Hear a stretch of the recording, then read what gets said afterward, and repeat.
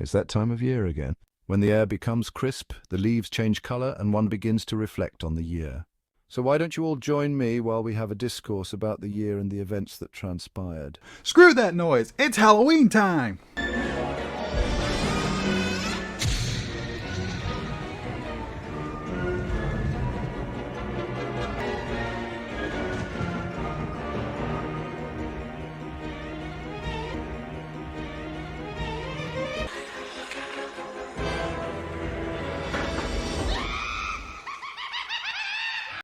In my opinion, Halloween is the best time of year. Everyone is indulging in their sweet tooth, digging through horror sections of whatever streaming service they frequent, determined to find their chills and thrills to get them into the Halloween spirit. And then we have this lame duck. Nigel, aren't you going to dress up? I am. This is most you're going to get out of me this year. Last year I had a whole get-up and everything, but no one's praised or critiqued it, so why bother? You had the pleasure of being behind the camera while narrating over me, so you can carry the show this year. I'm going to sit here and watch my program in peace. Party pooper. For this Halloween season, we're talking about a character that has tackled more monsters than Van Helsing and has more movies than James Bond. A character so ingrained in the genre that he's practically a staple. Scooby Doo. All month I've been posting shorts about hardcore horror movies, and the main show is about a children's program. Well, yeah, if you think about it, even though Halloween is about fall festivals and scaring people, Halloween, for the most part, has its power in nostalgia. One of the biggest nostalgia moments, for at least in North America at least, is watching Halloween specials we watched when we were kids. Careful there, Grouch. There is already a certain critic on YouTube that lives on nostalgia. Yeah, I know, I'm aware. It's a viewer request from the same person who picked out our last special, which was our most watched video on this blessed site. So yeah, I'm going to go with Scooby Doo. Fair enough, continue. Thankfully, the request was for a specific movie. If it wasn't, I was going to have to wade through the vast Scooby Doo library and pick one at random. I wasn't joking when Scooby Doo had more movies than James Bond, including TV specials and straight-to-video films. The Mystery Gang has over 40 titles to their name, spanning several years. This is not including the TV shows or spin-offs, so big catalog. Thankfully, the movie in question is one of the better ones. Scooby Doo on Zombie Island. Being the first in the Scooby Doo resurgence in the late 90s and 2000s, Zombie Island was the starting gun for a series of straight-to-video films ranging from good to not so great. The big four being Zombie Island, Alien Invaders, The Witch's Ghost, and Cyber Chase. The Witch's Ghost is probably where my love of goth chicks came from. Girl, and I'm gonna put a spell on you. With this little cobweb potion, you'll fall into dark devotion. Zombie Island is arguably the best received in the batch, sitting at the highest on IMDb with 7.3. Now, from what I remember, Zombie Island was pretty good, so is that score deserved, or does nostalgia cover up a smell of something rotten? Well, let's take a bite of Scooby Doo on Zombie Island. Little Ruby starts off surprisingly atmospheric, gliding through a gothic castle with a nice backing track.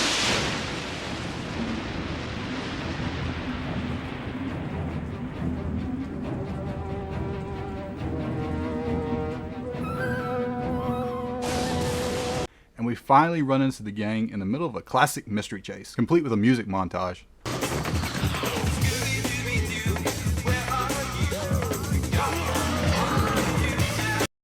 And seriously, the only thing missing is the door gag. Oh, never mind, they got that too. They capture the monster, demask him, and shed light on his entire motive, ending like a traditional Scooby case. Turns out this is Daphne regaling her previous case to an audience at a talk show. Ooh, stories like that always give me the heebie-jeebies. I've seen worse talk show hosts. Turns out the gang put down the magnifying glass and went their own ways, pursuing their own careers, Fred and Daphne becoming investigative journalists, while Velma runs a bookstore. Yes, we do carry the Hair Razor series. Okay, that's a pretty clever nod to Hellraiser. Not really, since the book was called The Hellbound Heart, not Hellraiser. Thank you, Nigel. What kid in the 90s is going to know what the book title of Hellraiser is? Oh, suppose they will gather Hairraiser is a parody of Hellraiser. Well, some might.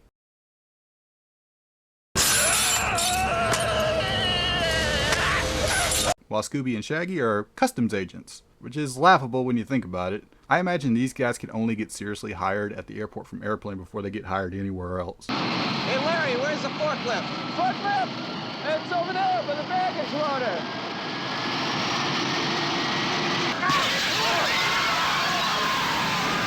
criminals. Shaggy and Scooby don't seem to be any good at their job either, since the only contraband they seize is food. Never mind stolen goods, drugs, or anything like that. Just food. Granted, this is a children's movie, but still, just food. And of course, this goes as we expected. Like, hi, boss. You ate all the contraband. Excuse me. I like how the boss has a sheer look of terror mixed with concern when he sees the aftermath. It probably has something to do with people smuggling drugs inside of food at the time when this movie was made. So yeah, the guys getting fired is probably the least of the worries. They're probably being investigated for destruction of evidence. Both Velma and Shaggy get a call from Freddy to get the band back together. Velma being bored and Shaggy possibly being investigated by the FBI, they couldn't say no. So Mystery Inc. gets reunited and begin their tour of investigating mysteries across the U.S., with the beginning of their journey taking place in my neck of the woods, the great state of Louisiana. New Orleans, to be specific. The gang takes no time in getting back to work solving case after case, with Daphne getting more frustrated as things progress, not actually finding any real ghosts or fiends, just petty crooks and masks like normal. They make a quick pit stop to look for more leads and Shaggy and Scooby to get something to eat. They're touring New Orleans and Scooby and Shaggy go to a sandwich shop. Don't get me wrong, we have some mean shrimp po' boys down here, but this just looks like a standard sandwich. I get they're on a budget and the sandwich is for the gag, but it just seems weird. It's kind of like if I went to Philadelphia and instead of ordering a Philly cheesesteak, I go to McDonald's. It just seems off. I guess that makes me weird, but hey, when in Rome, you eat what the Romans eat. The crew get a new lead on a haunting in the form of a young lady named Lena. Lena says the house of her employer has been subject to haunting for years, and this is the perfect place to see a real ghost. The house, of course, is a mansion on a pepper plantation in the middle of the bayou called Moonscar Island. The only way to access it is by ferry run by a guy named Jacques. These folks came a long way to see a real haunted house. Well, if they want haunted, they come to the right place. While crossing into the swamp, Jacques starts regaling the gang about the history of the swamp. Way back there in the 1700s, pirates used this bayou to hide from the law. They knowed only a fool would come a-looking up in here. Wow, really trying to sell that accent, eh, Winnie? Oh, that's right, the voice actor for Jacques is Jim Cummings, the guy behind Winnie the Pooh and Tigger and so many more. But here he just sounds like Tigger tried to throw on a Cajun accent. Now, on the other hand, we have Lena, voiced by Tara Strong, the voice behind Timmy Turner, Harley Quinn from the Arkham series, and again, so many others. It's fair to say that both Strong and Cummings have so many voice credits to their name, it wouldn't be lying to say these two alone are strong pillars of the voice acting industry for the past 20 years.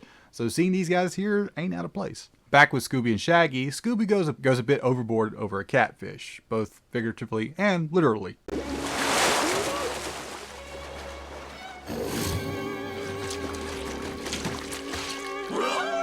Hey Nigel, any of them your kinfolk? None of my family members are desperate enough to eat some stoner from the 70s. Too much THC in the meat. It would be like eating pot brownies and going swimming. You would drown before you return back to shore. Okay, so if Shaggy was on land, would you eat Shaggy then? Get a high and just sit there and chill for the rest of the day? Considering how old Shaggy is, I'm pretty sure that amount of THC would comatose someone. We talk about fun things. The duo escape being gator bait by getting fished out by this charming individual named Snakebite. Should've let the gators eat you. I can't stand tourists. What is that? This here's my hunting pig, Rojo. Hunting pig? You have a dog that talks. A hunting pig shouldn't be strange to you. After the exchange, they finally make it to Moonscar Island, which is actually kind of creepy. Departing and driving up to the mansion, a mansion swarming by cats, by the way, something Scooby takes offense to. Rats! Come back, Scoob!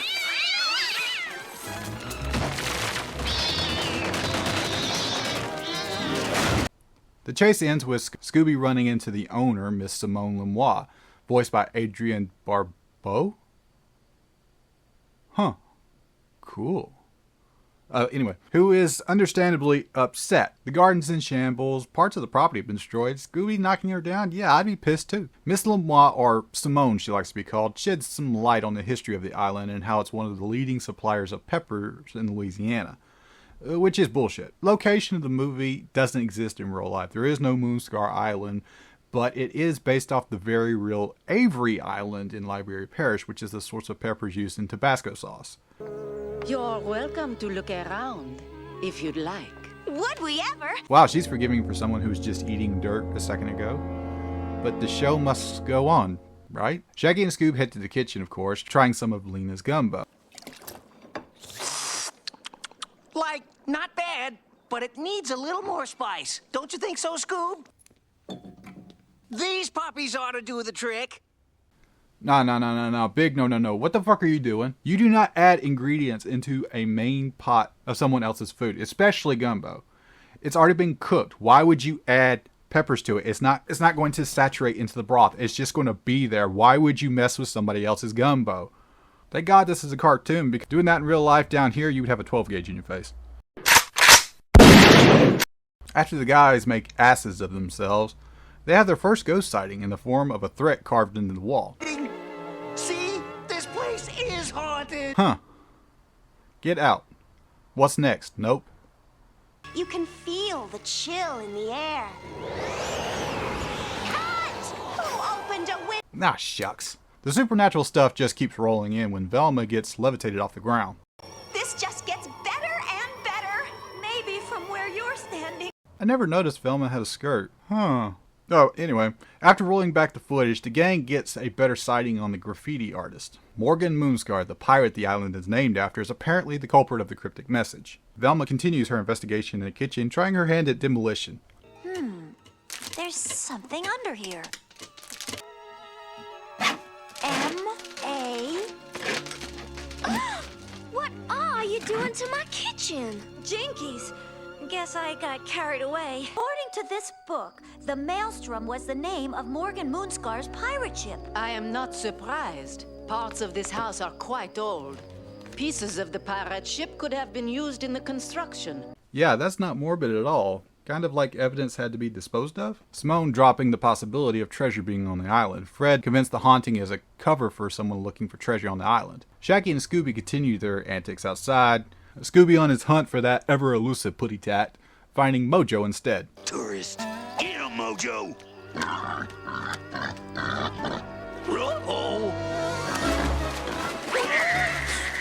Like, what's the matter, Scoob? Not afraid of a few cats, are you? Rojo. Rojo? Zoinks!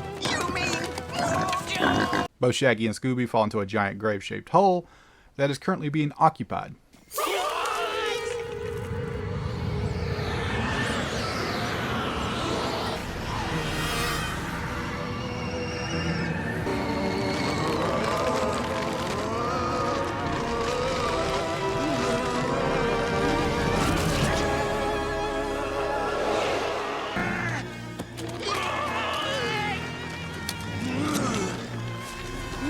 They meet up with everybody and go back to the hole, the zombie now gone, and the gardener being suspicious.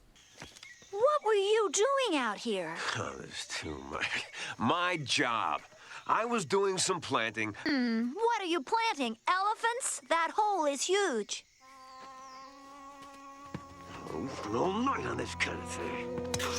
With the day coming to an end, Scooby and Shaggy are dead set on leaving, which is wise if you think about it, but Simone insists on them staying. Odd considering the damage done to the house, Scooby chasing the cats nonstop. That's awfully generous considering most people would have kicked him off the island the first hour, but hey, the movie must go on, right?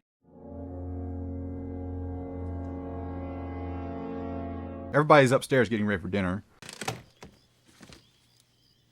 Like, maybe I should dress for dinner, eh, Scoob? Ernest did it better. Come on, Rimshaw. We have to choose just the right ensemble. Nah, too formal for dinner. The perfect choice. That's when a ghost pops into the mirror and gives the duo a good scare. Velma again investigates the mirror, learning it belonged to a colonel during the Civil War. Simone elaborating about Union and Confederate regiments being in the swamp at the time, leaving stuff behind. Stuff just wound up in the house afterwards. Scooby makes an ass of himself, again, getting both him and Shaggy kicked out of the house, with a boiler of crawfish being their consolation prize for dinner. They eventually upgrade from crawfish to peppers.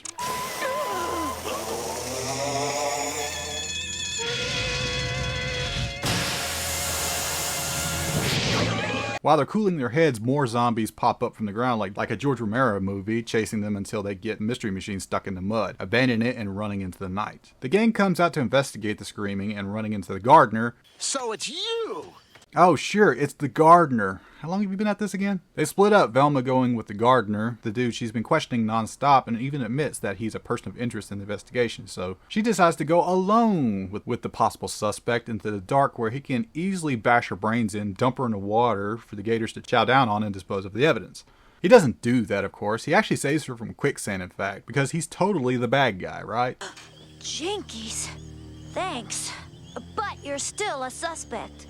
Fred and Daphne find the Mystery Machine pulling a zombie from the bushes, and eventually the cowardly duo themselves. The fakest, cheesiest mask I've ever seen. Really? But it feels real.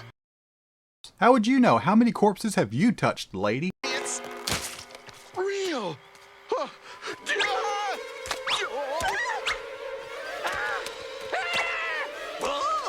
Head juggling, that's something I don't remember the show doing. Another zombie session happened, and the gang split up again, running from the undead, this time with a rock song playing in the background.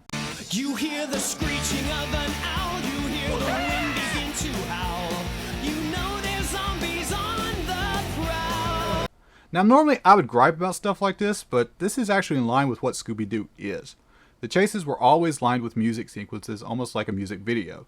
Just like in the original cartoon, which was famously funk music. So here being updated to a rock song, but still having the group run from monsters in a montage, is it updating itself for the audience, but at the same time staying true to its roots? Something not every update seems to understand.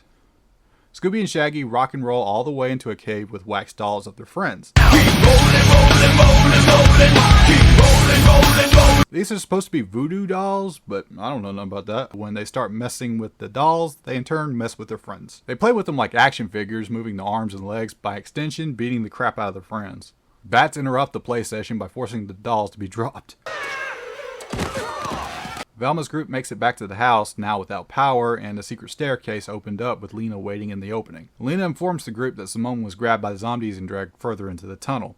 They make it to the end and Velma puts 2 and 2 together. Lena and Simone are bad guys! Her story about Simone getting dragged by zombies wasn't true. I saw the footprints of Simone's heels. She wasn't dragged. She walked down that tunnel.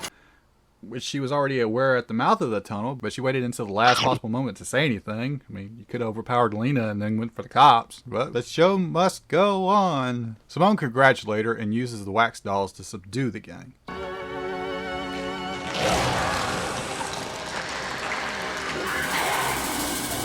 So the cat ladies that live in the middle of the swamp are cat ladies? At least Scoob and Shaggy are still free. Maybe. I heard that, Fred. Those two simpletons, we didn't even bother making wax dolls of them. A waste of time and magic wax. Jeez, Lena, they're bumbling, but they still know how to, I don't know, run. And they can run very fast. They've been running for decades now, and nobody's ever caught them and disposed of them. So wax dolls probably would have come in handy here. And speaking of which, what are they doing? Like, are we ever glad to see you? I am happy to see y'all.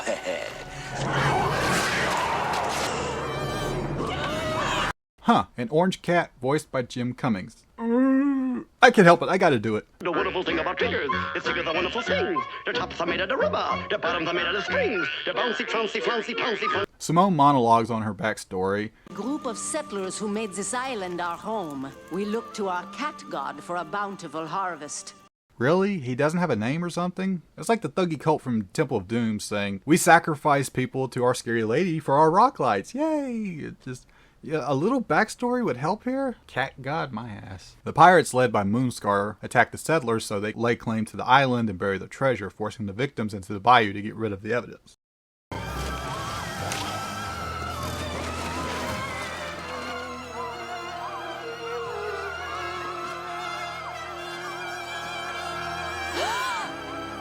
It's not that bad. Pointing again to another PG movie.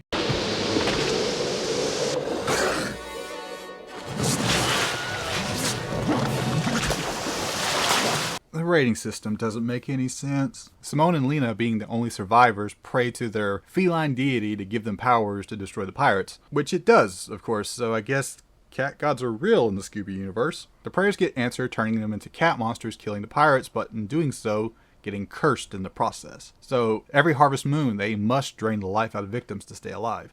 So since the 1700s, they've been killing people every year. For Lena to lure outsiders back to the island. Just like you lured us. I've had years of practice. I bet you have. Right before they get turned into beef jerky, Scooby and Shaggy slide in to save the day, knocking everybody for a loop, giving Velma a chance to break free. Jacques and the zombies join into the fray, making even more chaos. The zombies trying to stop their murderers from killing again, giving the girls a chance to make dolls out of Simone and Lena. But because the cats didn't drain the gang in time, they missed their deadline. Emphasis on dead.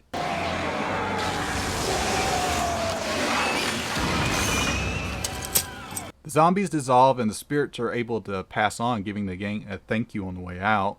Disappointed no one will believe their story, the gardener reveals he is a detective that's been investigating the disappearances around the island and gives them a way to get their story out. They get ready to leave and we're reminded this guy was in the movie. Why was this guy here anyway? It's no real loss if the character was there in the first place. He was one note after all. Hell, I bet you the voice actor is one note too. Let's see, who was it? Oh, it's just some dude named Mark Hamill. Sounds like a loser. I bet you this guy's never voiced anybody noteworthy.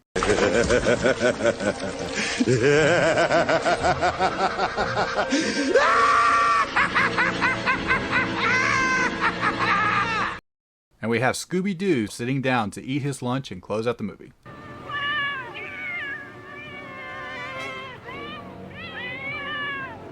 Rocky, rats, ripes. And that was Scooby Doo on Zombie Island. Is it as good as people claim? Yeah, it is. It's no great thriller, mind you, because at the end of the day, it is still a Scooby-Doo cartoon. So it's going to be targeted toward kids. And in fact, a lot of the formula from the original cartoon is here on full display. The red herrings, the people who tell the ghost story are always the bad guy, etc., etc. But that's not a bad thing. Remembering your roots but putting enough of a spin on things to make it feel fresh is the real reason why this entry was so well received. By allowing the ghost to be real this time, and the gang to use their past experiences to stay skeptical of the supernatural is nice for their personal growth to play into the story. For a straight-to-video film, the animation is actually really good. It does go far enough to establish a darker atmosphere than in other Scooby-Doo entries. Murder isn't outright mentioned in the movie, but a group of murderers is what the gang went up against this time around.